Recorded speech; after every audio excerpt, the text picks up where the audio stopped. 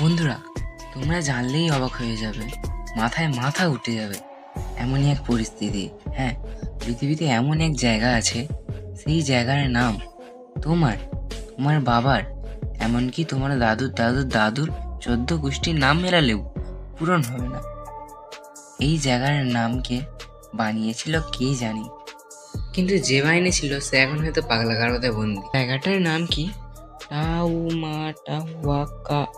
কাকা কি জানি, আমার 14 গোষ্ঠী পড়লেও পড়তে পারো না ভাই। তুমি যদি পারো তো পড়ে নাও।